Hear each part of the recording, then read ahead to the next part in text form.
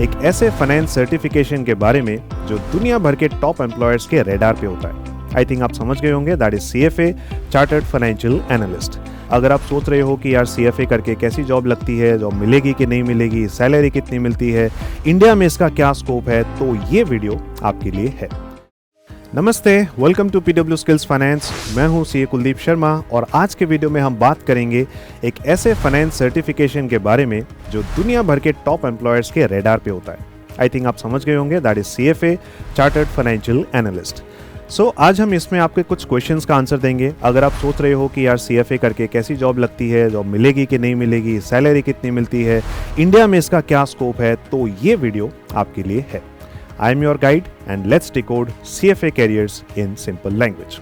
सबसे पहले मैं आपको ये बता देता हूँ कि यार CFA होता क्या है। CFA एक ग्लोबल प्रोफेशनल सर्टिफिकेशन है जो कि आपको फाइनेंस में, कोर फाइनेंस रोल्स में, आपको इन्वेस्टमेंट एनालिसिस में और पोर्टफोलियो मैनेजमेंट में, इन तीनों के ऊपर एकदम डीप नॉलेज देता है।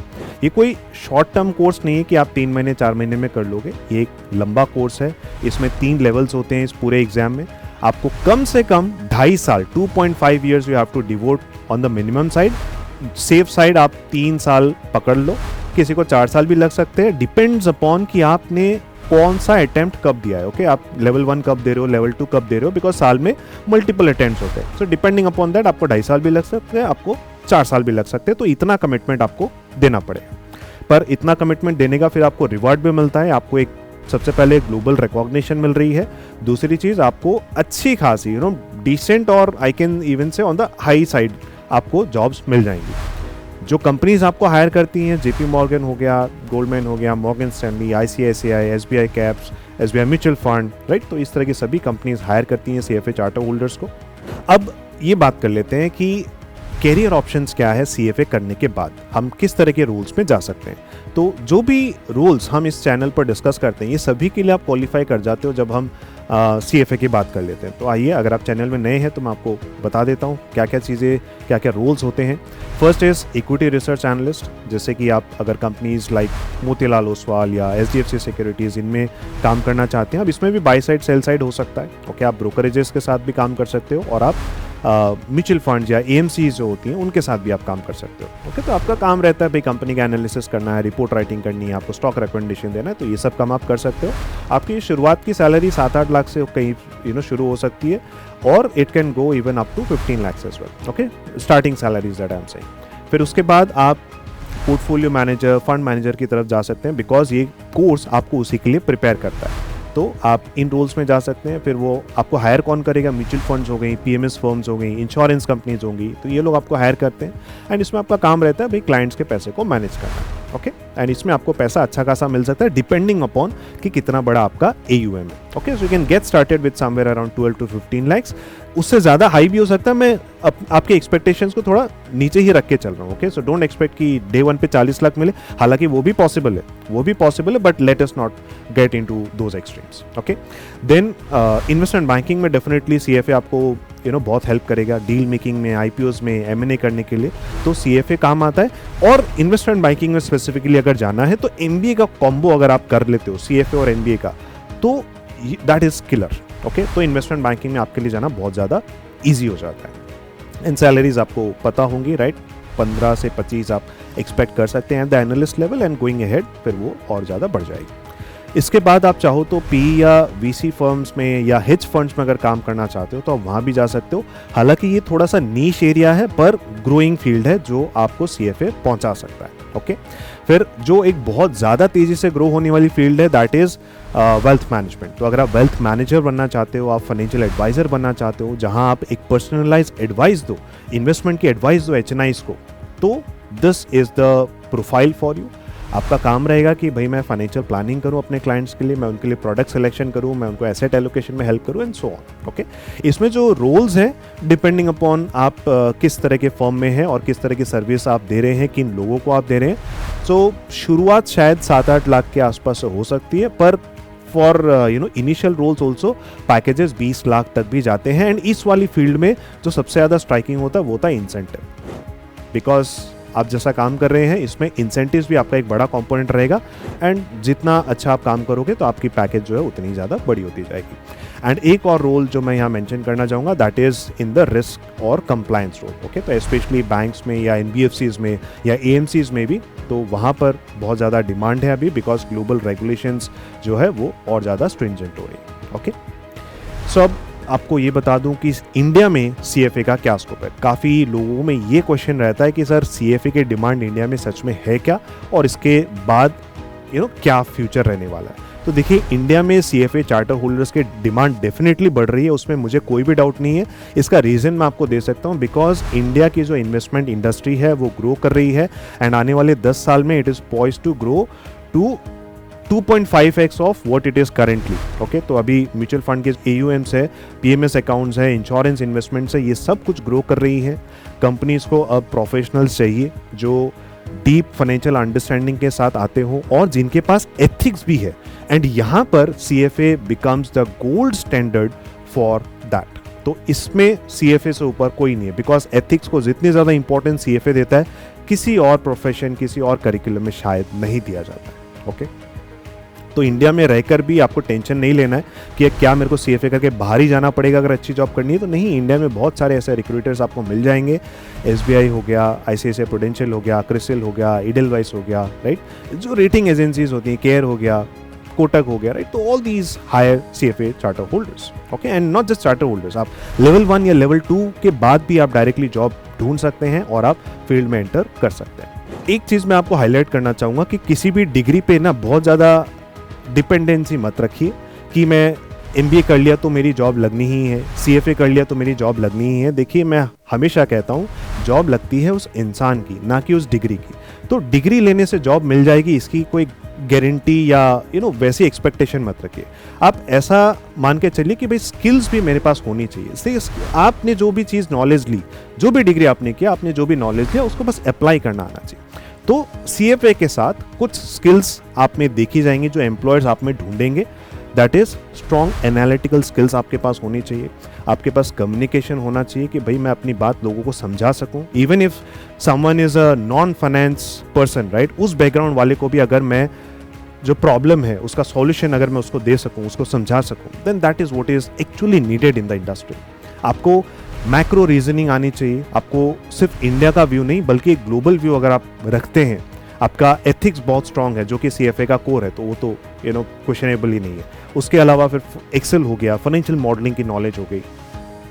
आप अंदर से अगर एक क्यूरियस आदमी हो, अगर आपका फाइनेंस में पैशन है, आपकी एक रीडिंग हैबिट है, आपको मार्केट के बारे में जानने की एक भूख है, right, so then I think you are the perfect person in this industry, and आपको कभी भी कोई दिक्कत नहीं आएगी। आपको एक एक बोनस टिप समझ लीजिए कि आप कोशिश हमेशा ये कीजिए that you have out of the box thinking. आपको कोई रिपोर्ट बनाने के लिए बोला जा रहा है, आपको कोई रिपोर्ट लिखनी है, इट्स फाइन, आप वो कर लोगे। पर अगर आप उसके साथ साथ हमेशा ये सोचते रहो कि इस आइडिया से कैसे पैसा बन सकता है, चाहे वो मुझे बनाना है, चाहे मेरे क्लाइंट के लिए बनाना है, चाहे मेरी कंपनी के लिए बनाना है, whatever be the end goal. पर अगर आप ऐसा कर सकते हैं, then you are going to make the most amount of money। इस सर्टिफिकेशन का सबसे बेस्ट पार्ट मुझे ये लगता है कि इसमें आपको पूरा कंप्लीट करने की कोई ज़रूरत फर्स्ट प्लेस में नहीं होती। मतलब ऐसा कोई कमिटमेंट आपको देने की ज़रूरत नहीं है कि मैं पूरा कोर्स ख़त्म करूँ, 3 साल डिवोट करूँ, उसके बाद मुझे इसकी तरफ से कोई रिटर्न मिलेगा।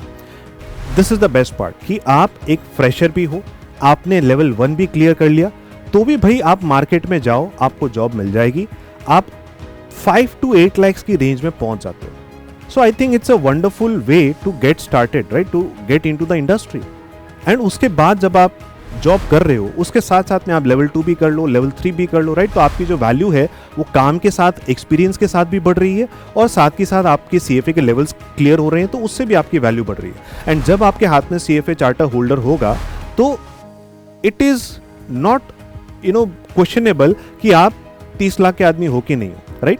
तो you will fall in that, मतलब आपका पोटेंशियल उतना हो जाएगा। अब एक्चुअली किसी का कम भी हो सकता है, किसी का ज़्यादा भी हो सकता है, पर अगर मैं एवरेज निकालूं चार्टर होल्डर पे कितना काम आता है इंडिया में, तो it would definitely be around 30 lakhs और इवन हायर।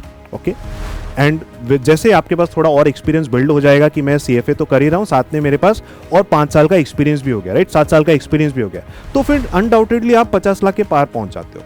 ओके, तो ये एक तरह का रोड मैप है जिसमें आप गलत नहीं हो सकते। ये रोड मैप पे अगर हम चलते जाएंगे तो हमारे साथ कुछ ना कुछ अच्छा ही होगा, and you will be in the best of the finance professionals in the industry. Okay, and not just about the Indian market, आप चाहो तो इंटरनेशनली भी काम कर सकते हो, राइट। तो 6 फिगर डिजिट्स आपको USD में सैलरीज मिल जाएंगी अगर आपके पास 5-7 ईयर्स का एक्सपीरियंस हो जाता है और फिर आप CFA के सभी लेवल चार्टर लेकर के जा रहे हैं। ओके, बस एक चीज़ ध्यान रखिए कि जो ग्रोथ है आपकी वो रुकनी नहीं चाहिए, and growth depends on multiple things, कि आप नॉलेज ले, आप CFA तो कर ही रहे हो, साथ में आप स्किल्स भी सीख रहे हो, राइट। आपको जो रेलेवेंट नॉलेज है इंडस्ट्री की वो है, रेलेवेंट वर्क एक्सपीरियंस है आपके पास, और साथ साथ में आप नेटवर्किंग करते हुए आगे बढ़ रहे हो। अगर ये चीज़ें आपने ध्यान में रख ली तो आप अपने कैरियर में कभी भी नहीं रुकोगे। ओके, सो मैं आपको एक सजेशन दे देता हूँ, अगर आप अभी ऑलरेडी कॉलेज में हैं तो कॉलेज के दौरान ही आप अपना CFA का प्रिपरेशन शुरू कर सकते हैं।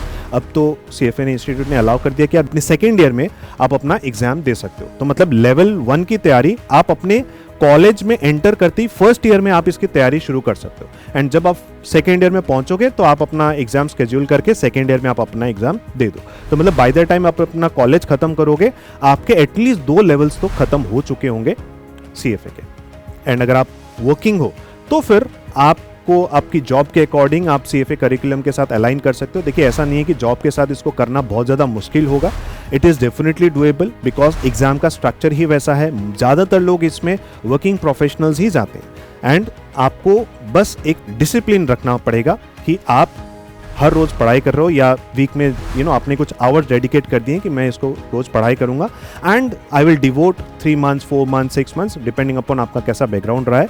आप 6 मंथ्स अगर निकाल के चल रहे हो तो आपका पढ़ना, प्रैक्टिस करना, सब कुछ करके आप आराम से एग्जाम में बैठ सकते हो। मेरी तरफ से एक ये एडवाइस ज़रूर रहेगी कि अनप्रिपेयर्ड होकर के एग्ज़ाम में मत जाइएगा, बिकॉज देखिए कॉस्टली एग्ज़ाम है, राइट। इंडिया में आप लाख रुपया दे करके एग्ज़ाम दे रहे हो तो it is not a cheap thing.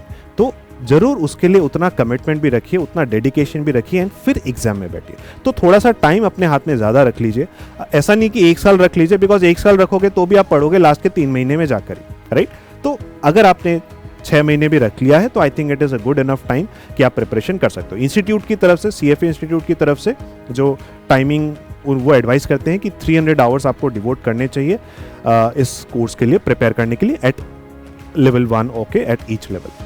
So this is what you can do. इसके अलावा CFA आप कीजिए, साथ साथ में आप सर्टिफिकेशन कीजिए, आप एक्सेल में खुद को स्ट्रांग बनाइए, आप फाइनेंशियल मॉडलिंग कीजिए, आप वैल्यूएशन कीजिए, जो आपकी CFA के सर्टिफिकेशन को कॉम्प्लीमेंट करेंगे। ओके, तो दोस्तों CFA सिर्फ एक सर्टिफिकेट नहीं होगा, ये आपके लिए एक रोड मैप रहेगा, आपके लिए एक जर्नी रहेगी। आप इसमें डेडिकेशन सीखोगे, आप में डिसिप्लिन आएगा, राइट। आपकी क्यूरियोसिटी बहुत ज़रूरी है इस पूरी जर्नी के दौरान, एंड अगर आप लॉन्ग टर्म इसको फॉलो करते हो तो फिर आपका कैरियर बहुत ही सक्सेसफुल होने वाला है। अगर आप फाइनेंस में लॉन्ग टर्म कैरियर बनाना चाहते हैं तो CFA gives you a global passport, कि आपके सामने अपॉर्चुनिटीज़ के दरवाजे खुल जाते हैं। ओके, तो उसके साथ आप कहीं भी जा सकते हैं, किसी भी इंडस्ट्री में एंटर कर सकते हैं, और डिफरेंट टाइप्स ऑफ रोल्स में आप काम कर सकते हैं। ओके, तो मैं हूँ कुलदीप, मिलते हैं अगले वीडियो में। तब तक के लिए पढ़ते रहिए, सीखते रहिए और ग्रो करते रहिए। मिलते हैं अगले वीडियो में, बाय बाय।